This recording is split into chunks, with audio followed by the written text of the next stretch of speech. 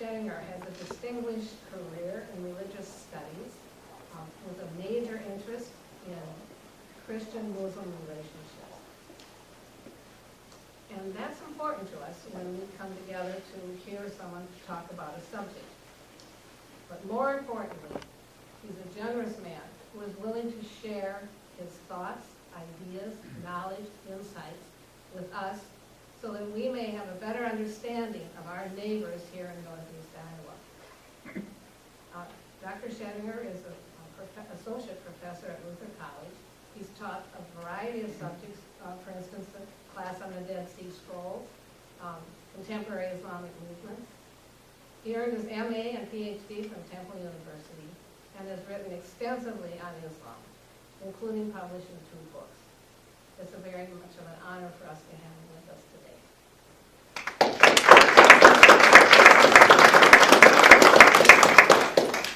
Thank you. It's a pleasure to be here, and it's just great to see such a good crowd on a beautiful fall day. There's a lot more interesting things you could probably be doing this afternoon on a beautiful Sunday afternoon in October. So it's great to have you here. Okay, my talk today is titled, provocatively, I suppose, Jesus and Jihad, challenging stereotypes about Islam and Muslims. So I would like to start with kind of audience participation, just kind of free association. I'm going to say a word, and you tell me what comes into your mind. Jihad. Terrorism. Travel. Travel. Okay. I'm sorry? It's a fight. A fight, okay. War. Holy war, terrorism, fight, holy war. These are the images that we usually think of when we think of jihad. So when I come along and say something like Jesus and jihad, for many people that starts to sound really, really provocative. It is, but in other ways it isn't. And I hope to help you see this afternoon that the equation of Jesus and jihad may actually make a lot of sense and help point Christians and Muslims in a direction to where they can begin to work together rather than being in states of conflict and discord. So we have these negative images of jihad. Terrorism, holy war, conflict, violence. And it's not just jihad, but Islam in general within Western society, in America and in Europe, these days is constructed within the media and the larger public discourse, usually in very negative terms, often in very scary terms.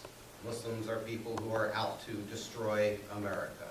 They hate our freedoms and they want to come and they want to destroy our freedom-loving country and convert everybody to Islam and make us all live under Sharia law. These are the kinds of constructions you see in the media. And part of the reason for that is what a recent author, Nathan Lean, refers to as the Islamophobia industry in this book, talking about how there's an actual industry within, particularly in America, well-funded networks who are working through websites and various kinds of other media to trump up these very scary images of Islam for particular purposes, which he goes into in the book. And so the stereotypes that we have are often filtered through this Islamophobic lens. And I think the reality is actually the opposite of what sort of this Islamophobia industry tries to teach us. And I want to try to make that case this afternoon. But I'm going to start making it by raising another somewhat provocative issue. In April of 2012, a young Muslim man, a pharmacist in his 20s, was sentenced in a Boston courtroom. His name was Tariq Mahana. He was sentenced to 17 years in prison, federal prison. Why? Well, he was convicted of translating Arabic documents found on the internet into English and perhaps showing sympathy with Muslim terrorists and Al-Qaeda. Those were the charges. So he was preemptively prosecuted, tried, sentenced to 17 years in prison. But at his sentencing hearing, he gave a statement to the court. One of the most extraordinary statements I think I've ever read. And it's very long, so I can't read it to you. So let me just summarize it a little bit. When Tariq Mahata was questioned about how he could come as an American-born Muslim, not someone who had immigrated from another part of the world, but who had been born and raised in America, in the Boston area. How could someone raised in America come to espouse the views that he is charged with espousing? And he said that it was because of his upbringing in America that led him to be who he is. And then he expanded on that by saying, as long as he could remember, when he was just a 6-year-old boy, looking at Batman comic books, that he learned that there was a certain theme in life that seemed to play out over and over and over again. And he said that theme was that there were oppressors and there were the oppressed. And he often found himself siding with those who stood up for the oppressed. And so he learned this early on in comic books, and then as he got older, he learned it through his education in the American school system. And he goes through a long litany of various events and figures and people who continue to reinforce this theme for him. The struggle for civil rights, Martin Luther King, Gandhi in India, Anne Frank, and people like this. And then he started to study about Malcolm X, and he started to think about how Muslims are often oppressed in different parts of the world, and he started siding with those who stood up for those Muslims who were being oppressed in various parts of the world. But then he said something perhaps even more shocking, and that's the first quote on your sheet. He said, "I mentioned Paul Revere when he went on his midnight ride. It was for the purpose of warning the people that the British were marching to Lexington to arrest Sam Adams and John Hancock, then on to Concord to confiscate the weapons store there by the Minutemen. By the time they got to Concord, they found the Minutemen waiting for them, weapons in hand. They fired at the British, fought them, and beat them. From that battle came the American Revolution. There's an Arabic word to describe what those Minutemen did that day. That word is Jihad. And this is what my trial was about." The American Revolution as a jihad. That's going to grate on the ears of a lot of Americans these days, and I understand that. But I think that there's profound wisdom in it. And I want to go on to make the case that equating Jesus with jihad makes as much sense as equating the American Revolution with jihad. Now, some of our reactions to an idea like that and to Tariq Mahata might be to sort of, feel kind of off-putting.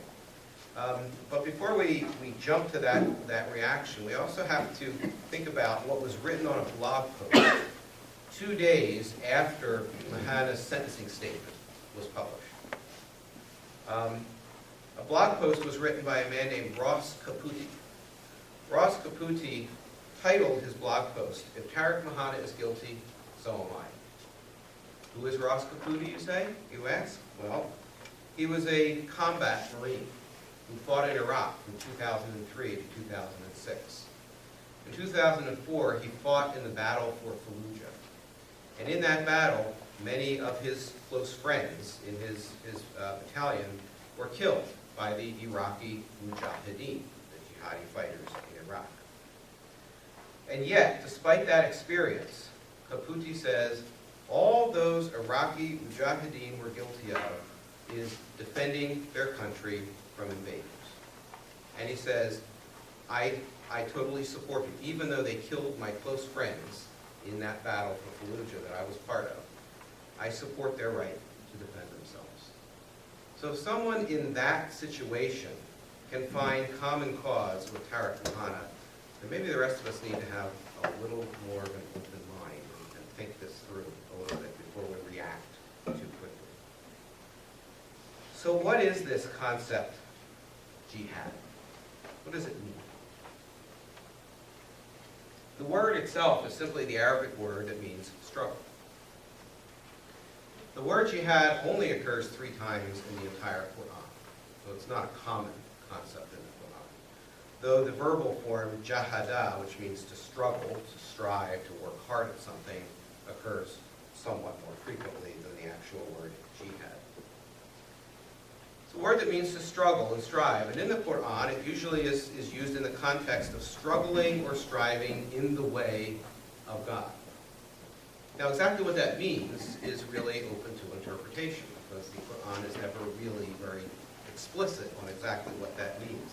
So we have to do a little bit of historical work here to try to ferret out and infer what the Quran means when it uses the term to struggle or strive in the way of God.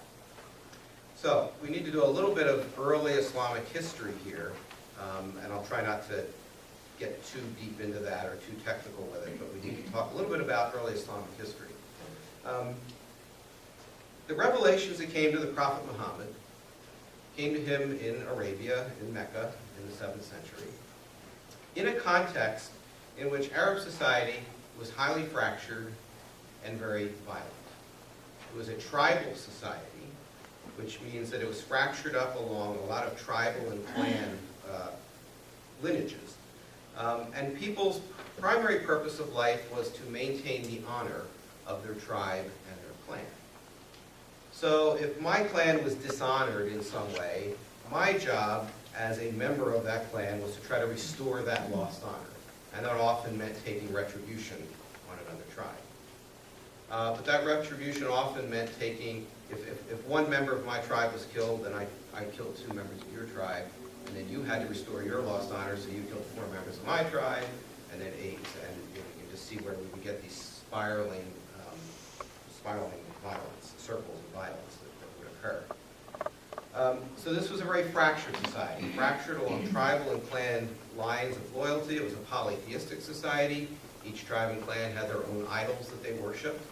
And it's into that society that Muhammad begins preaching the word, there is only one God. Put away your idols. There is one God. All of humanity is living, should be living in submission to this one overarching deity, Allah. And Allah is just the Arabic phrase which means the God.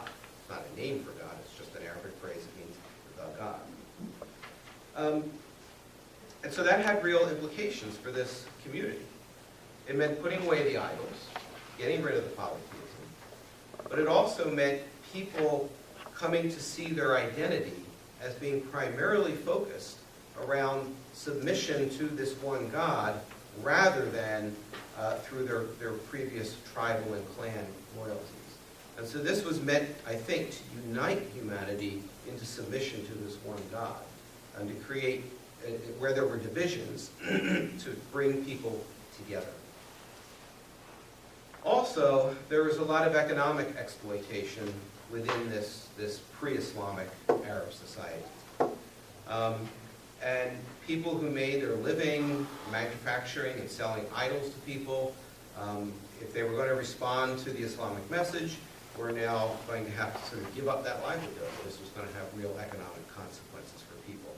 So Muhammad's preaching in Mecca was transformational. It was really radical in that society. It called for nothing less than the complete and total transformation of that society towards a society that was, one, more just and more unified and more peaceful. And we can see this idea in an early Islamic source, I think, or at least it seems to be alluded to. There's an early Islamic source that's the biography of the life of the Prophet Muhammad, written by a man named Ibn Ishaq. And in that, he tells the story of how when Muhammad's early followers were being oppressed by their Meccan adversaries who didn't want to transform the society, Muhammad sent some of those early followers to the Christian kingdom of Abyssinia to be protected for a while. So these followers went to Abyssinia, and then when some of the Meccans heard that, they went there, they went to the king of Abyssinia and said, oh, you've got these Muslims in your midst, and they're preaching this horrible new message that's going to mess up all of your Christians. You don't want these people around. And the king of Abyssinia said, well, I need to talk to those people and hear from them first before I make a decision on whether I'm going to send them back or let them stay here in Abyssinia.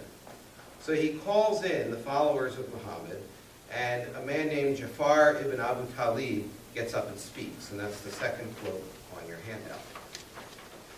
And he says, O king, we were an uncivilized people, worshiping idols, eating corpses, committing abominations, breaking natural ties, treating guests badly, and our strong devoured our weak.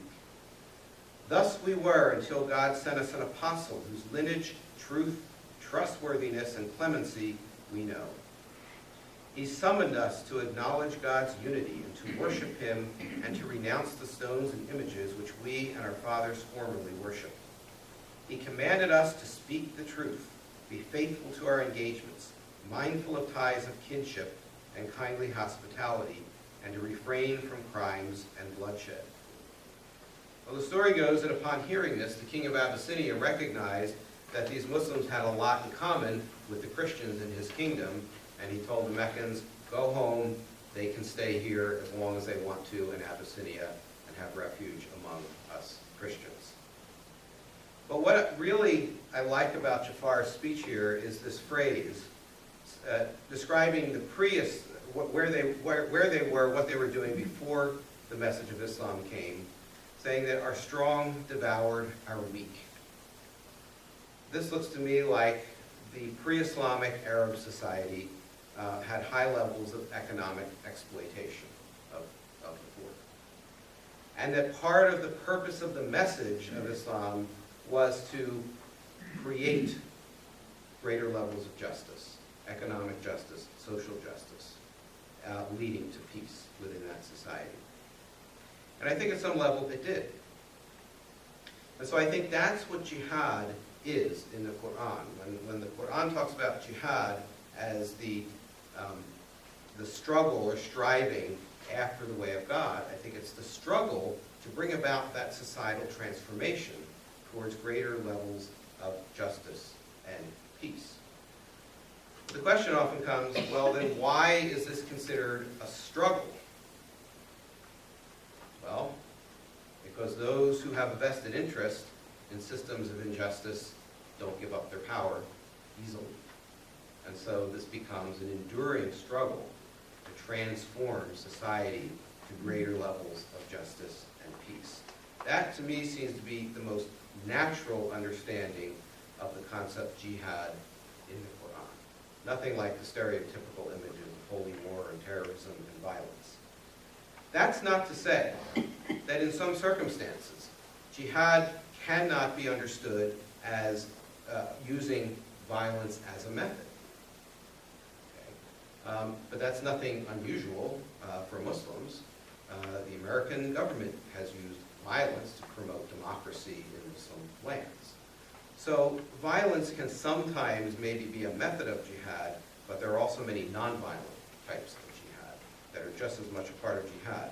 And in the Quran, there's a specific word that's used when violence is mentioned, or war. It's either qatal, which means to kill, or harb, which means war. Jihad is never used in those circumstances. So jihad has a larger semantic range. It doesn't mean war. It doesn't mean holy war. It simply means struggle.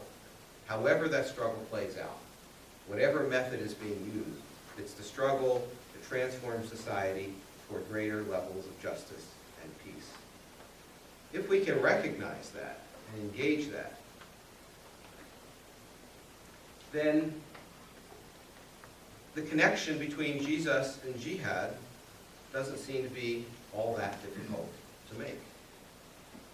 Because whatever else Jesus was in the first century in Palestine, he was resisting the the exploitative systems of the Roman imperial economy and the effects on the population, the Jewish population of Palestine. For anybody to ever have been referred to as the Messiah, the Romans knew what a Messiah was. It was an anti-Roman figure who was going to destroy the empire. For for anybody to have worn that title. That is an explicitly anti-Roman title. And we could go into a lot of other details about reading the Gospels through that lens, but we don't have time to do that this afternoon. But I do want to pick up on this issue of Islam as inherently violent or not, because there's still this stereotype out there that the early Muslim message was spread at the point of the sword, that people were forced to convert to Islam. One of the best books about early Islam to come out in recent years is this book, Fred M. Donner, Muhammad and the Believers at the Origins of Islam. He's an historian of Islam at the University of Chicago. And he has some compelling arguments in this book, showing two things primarily. One is, he views the early Islamic movement not as a new religion, but as this movement, this struggle for justice, that probably included people from the Jewish community, the Christian community, the Zoroastrian community, along with sort of the converted pagan Arabs. Part of his evidence for that is that in the Quran, the bearers of this movement are always referred to, or often referred to, over and over again, not as Muslims, but as simply believers. And so he calls this the believers movement, and he says it was an ecumenical movement that included Christians, Jews, and anybody who could profess the oneness of God, any monotheist in the ancient world who could profess the oneness of God. And there's some interesting documentary evidence that seems to point in this direction, some of which might be a little bit controversial for Muslims who are not used to hearing this. But Donner's a very good historian, and he knows the documentary evidence. And he tells us that all early coins and inscriptions and papyri that include the Muslim confession of faith, known as the Shahada, which goes, there is no God but the God, and Muhammad is the messenger of the God. It has those two parts, a profession of monotheism and a profession of the prophethood of Muhammad. Donner says that all early coins, inscriptions, and papyri that have a reference to the Shahada only have the first part, sort of the generic profession of monotheism.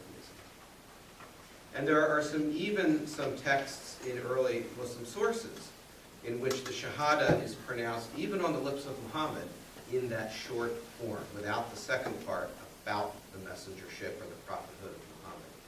And so Donner argues that this early movement would have been open to and involved anybody who could profess there is no God but the God. And that the more confessionally specific second part of the Shahada developed later as this early community started to morph into more of a confessionally specific Muslim movement. On the issue of violence, Donner is the third quote on our sheet, on our handout, is from Fred Donner's book, in which he writes, surveying all of the archaeological evidence that we have. He says, the area underwent a gradual process of social and cultural transformation that did not involve a violent and sudden destruction of urban or rural life at all. In town after town, we find evidence of churches that are not destroyed, but rather continue in use for a century or more after the supposed conquest, or evidence that new churches with dated mosaic floors were being constructed. So the archaeological evidence simply does not support the idea of marauding Arab masses just overrunning the ancient world, converting everybody to Islam with the point of the sword. It's much more complicated than that. And it may well be that Christians were part of this movement. And that may well be one of the reasons that Jesus is such a big part of Islamic thought. Jesus is referenced in the Quran many dozens of times, in ways that are very similar to the way Christians understand Jesus. So the stereotype of an inherently violent Islam simply is not consistent with the best evidence that we have. That this early movement was much more complicated. It doesn't appear to have seen itself as a new religion trying to replace Christianity or Judaism or any other religion. but that it was actually what Donner calls a monotheistic reform movement that was ecumenical in spirit. It included a lot of different people who were engaged in this struggle, jihad, to reshape the world, to transform the world in ways that would bring about greater levels of justice, greater levels of peace. So where are we then in the contemporary world? Well, we have lots of images about Islam that we see in the media, on the news. And there's a tendency to take one specific type of image and hold it up all the time as representative of Islam in totality, and take other images, and while we may recognize the images, not hold them up as representative of Islam. Let me just show you what I mean. A couple of examples. If I say to you, the Taliban, what comes to your mind? Very negative. What's that? 9/11. Okay. Very extremist Muslim groups who engage in violence, oppress women, do all kinds of terrible things. Well, I'm not here to try to rehabilitate the reputation of the Taliban. In many ways, that reputation is well earned. They do some of those things. But what happens in the media is that the Taliban get raised up and people say, that's what Islam is about. And ignore all the other images that would contradict that and not hold those other images up and say, but this is Islam too. So here's one of those images. You can see. Anybody know who this is? Malala Yousafzai. She's been in the news recently because she was just at the White House meeting with President Obama. She's the young Pakistani girl, teenage girl, who was shot in the head by the Taliban, a little over a year ago, I suppose. And why was she shot in the head by the Taliban? Anybody know? Because she wanted girls to have an opportunity to go to school. So she was an activist for women's education, and so she was shot in the head. Miraculously, she wasn't seriously injured. She recovered, and she was nominated for the Nobel Peace Prize. She didn't win it, but she was nominated. And she is now continuing her crusade against the Taliban and other groups to get education for women in Muslim countries. Well, why do we look at the Taliban and say they're Islam and not look at Malala Yousafzai and say she is Islam too? Because she is. She's a Muslim. She has not renounced her Muslim identity because of what happened to her. She's just as much a Muslim as the Taliban. Okay, so why don't we raise up this image and say this is Islam and not always the Taliban? Another example, of course, could be when we talk about Iran and all of the tensions with Iran over the last 20, 30 years, we talk about the Ayatollahs, or the Ayatollah Khomeini, who fomented the Iranian Revolution in 1979 and the hostage crisis and all of that. And again, we want to hold up the Ayatollahs and the ruling mullahs in Iran and say, that's Islam. That's why we should fear Islam, because that's what Islam is. But we forget about another extraordinary Iranian who I have the pleasure to actually meet, and that is Shirin Ebadi. Shirin Ebadi won the Nobel Peace Prize 2003 or 4, sometime a decade or so ago. Who is Shirin Ebadi? She's a lawyer, an Iranian lawyer, and civil rights activist, trying to instigate for civil rights for people in Iran. And as a result, she's been jailed. She's now living in exile. But she's just as much the face of Islam as the Ayatollahs. So we always take the Islamophobic industry is the reason why we always take the scariest, those problematic images, and we hold them up and say, that's Islam. But this is Islam too. And Shirin Ebadi is Islam. 2 years ago, Luther College was hosting the Nobel Peace Prize Forum, and I was one of the co-chairs in developing that. And so we invited Shirin Ebadi to come to Luther and speak. She was the keynote speaker. And because I was on the organization committee, I was given the task of driving her and her translator back to the airport after the conference.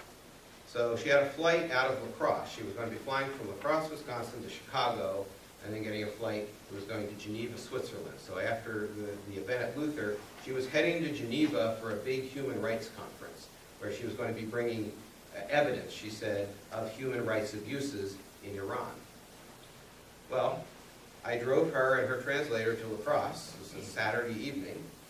We get to La Crosse, find out the little flight, the last flight of the day from La Crosse to Chicago has been canceled. And she is beside herself because she needs to get to Geneva for this big United Nations conference.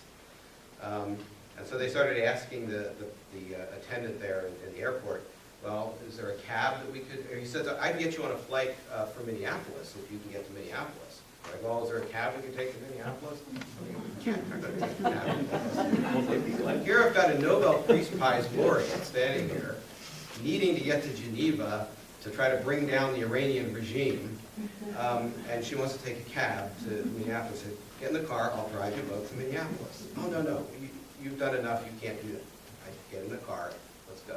I don't have a lot of time. I had to drive like 70, 75 miles an hour. But drove them from La Crosse to Minneapolis, got them there on time. And the whole time she told me about the various things that she was going to be doing, and I thought, if the Iranian regime falls anytime soon, I had something to do with that. And so far that hasn't happened.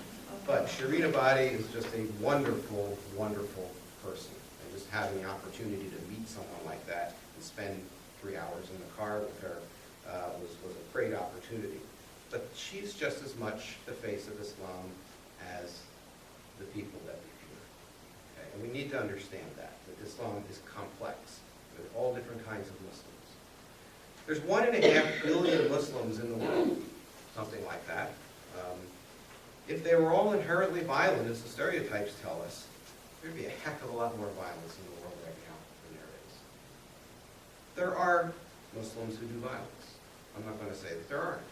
Just like there's Christians who do violence, and there's Hindus who do violence, and there's atheists who do violence. There are violent people in the world, and some of them happen to be Muslim. That's true. But the vast majority of this 1.5 billion are much more like Malala Yousafzai than they are the Taliban. And I want to introduce to you another extraordinary figure on this front. Now, here in Postville, we're, what, a half hour or so from the town of El Cater. So many of you, I'm sure, have been in El Cater. How many of you know how the town of El Cater got its name? What's that? From El. Okay, so some of you do know the story. If you don't, it's fascinating.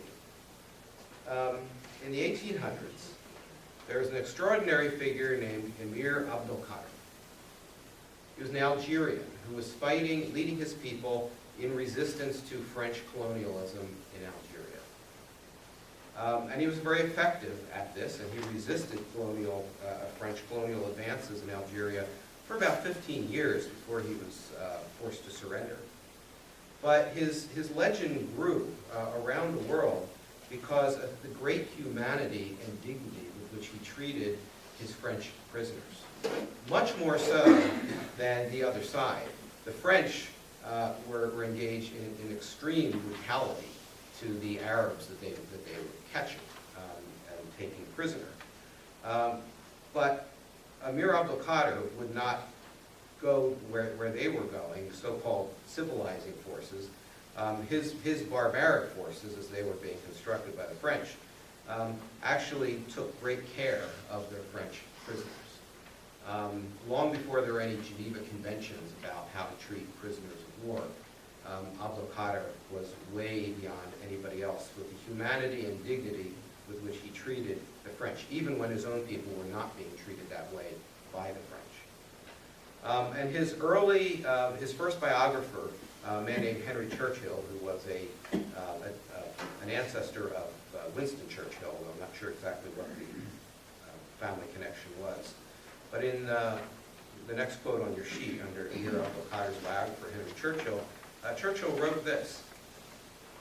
It says, "The generous concern, the tender sympathy shown by Abdelkader to his prisoners are almost without parallel in the annals of war. The Christian generals on this point do not reach his ankles, and may well blush at the degradation of their sentiments of humanity. To be sure, it cannot be denied that the prisoners taken by the Arabs were often exposed to insults of their barbaric vanquishers, when they fell into the midst of tribes exasperated by the sufferings inflicted upon them by the French. However, slowly but surely, the spirit breathed by the Sultan made its way, barbarism withdrew before him, charity emerged, humanity triumphed." Eventually, the French did capture Emir Abdelkader and took him captive to France. And during his captivity, he began meeting with members of the clergy and members of the French government, and he became well known all throughout French society because of his open attitude towards these people who had brutalized his homeland, captured him and taken him as a prisoner, and yet he really wanted to know more about Christianity. He met with Catholic priests, and he developed these relationships with very high-level people within French society. And his legend really began to grow and spread around the world. And so in the 1840s, when Timothy Davis was looking for a place to found a new settlement on the Turkey River, he had heard about this guy and was so transfixed by his story that he decided to name the place El Kader after Emir Abdelkader. And that started a sort of a relationship that's continued since then, and El Kader still has a very close relationship with the Algerian government. And the U.S. or the Algerian ambassador to the U.S. Comes to El Kader fairly regularly to visit, so they have this close contact. The story of Abdelkader was recently told in a biography by a man named John Kaiser, commander of the faithful, the life and times of Emir Abdelkader, and he subtitles this, "A Story of True Jihad." He sees Abdelkader as really rising to the level of the concept of jihad at its best. Because the story does not end with his, at times, successful resistance to French colonialism. Eventually, he wanted to be returned to the Arab world. He was living in exile in France, but he wanted to go back to the Arab world to live out his days. And so the French would not let him go back to Algeria, so he was eventually sent to Damascus. And he was set up there in a fairly nice compound, he and his family and his close associates, in a nice compound in Damascus, Syria. And there he tried to live out the life, the quiet life of a scholar, which is what he had always coveted. He had never wanted to be involved in war, which just kind of came to him. When people congratulated him and hailed him as a hero for saving the Christians of Damascus, he said, "You are mistaken in congratulating me. I do not deserve it. For in the midst of these events, I was merely an instrument. Send your praises to him who directed me, to your Sultan and mine. When I advanced through the streets of Damascus, I was seeing him walking before me. He would tell me, 'Do this,' and I did it. 'Go this way,' and I went. 'Save this man,' and I saved him. Thus I did naught but obey, and obedience does not justify the praises you bestow upon me. They all belong to him who commanded." That it wasn't me saving the Christians of Damascus, it was simply God working through me. So he's an extraordinary person, and because of this biography that was published in 2008 by John Kaiser has teamed up with people in El Kader to found the Abdelkader Education Project, which is a project with now some international ties that's trying to revive the story of Emir Abdelkader and see him as a reference point for greater Christian-Muslim understanding in the world. And one of the things that they do is they have a high school and a college essay contest and have students read this book and write an essay. And I've been a judge for the high school essay contest over the last 3 years. And they have a big event every May in which the Algerian ambassador usually comes and some other international people, And right there in El Cater in the Opera House, they have a big celebration of interfaith relations revolving around this extraordinary figure of Abdul Qadir. So they're only a half hour away here, so next May, look for the publicity and take a run down. I think you would really enjoy it. So I'll close here in a few minutes, and then we can have some time for questions and discussion. Being able to resist all of these negative stereotypes about Muslims and Islam is really important, especially for this community, excuse me, since you now find yourself with a growing Muslim population that you didn't have before, specifically people from Somalia. It's imperative that we begin understanding that Muslims are just like everybody else in one particular way. They are individual human beings, not representatives of a group. And that seems to be obvious, and yet so often when I go to an event like this and we open it up for questions, right away people start asking me questions like, what do Muslims believe about? And then fill in the blank, whatever the issue is. And so I'm just letting you know up front, before the question time, I can't answer that question. Which Muslim? Who? Muslims are individuals. They think different things about different ideas, just like Christians do. Muslims are not all representatives of this one group, as if they all think alike. There is no answer to the question, what do Muslims believe about? You have to ask individual Muslims what they believe about things. And they believe a lot of different things about a lot of different things. Because they're individual human beings with their own unique dignity. They're not simply representatives of groups. And so this is going to be really important, I think, for those of you here in Postville, as you develop relationships with the Somali community as they grow in Postville. And this is not going to be easy because of all these Islamophobic stereotypes that we have. Everything gets filtered through that. And so 2 events that have recently occurred is going to complicate this picture for you here in Postville. It could complicate this picture if you're not aware of it. One is, we know that a couple of weeks ago, maybe 3 weeks ago now, there was the attack on the mall in Nairobi, Kenya. And who were the perpetrators of that attack? Al-Shabaab, a Somali extremist group. Now, if we buy into the Islamophobic stereotypes and don't understand Somalis or anybody else as individuals, right away people can say all Somalis are violent extremists, and we have to be nervous about all the Somalis in our midst. That's simply not the case. Okay. But that event, because it gets filtered through this Islamophobic media, it's very easy to make those associations. You've got to be very careful about that.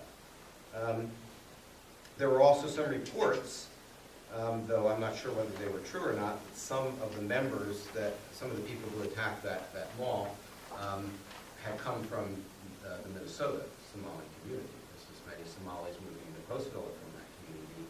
That complicates the picture even further.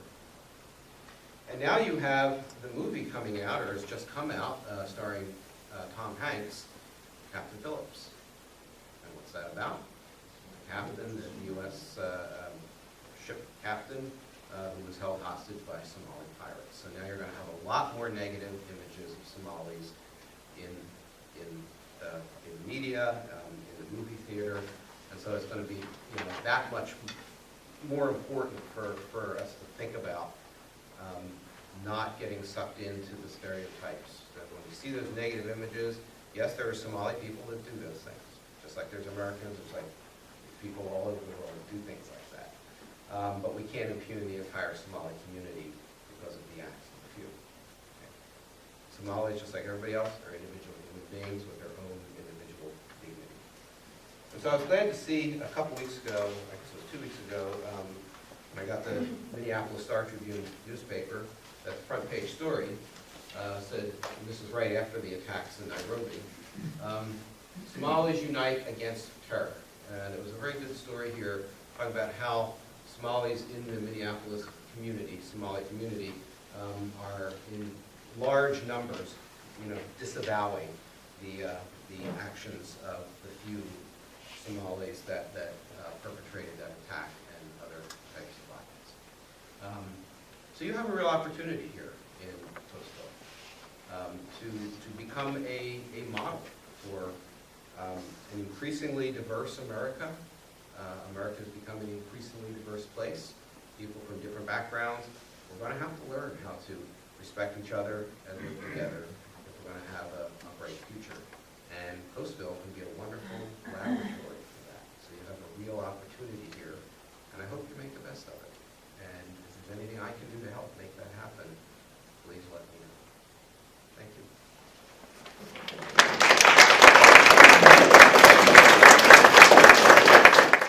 I'm a member of the Diversity Council in Postville, and one of our goals is to bring people together with different beliefs, different cultures, so we have a good level of trust. And what was your name? Merle Turner.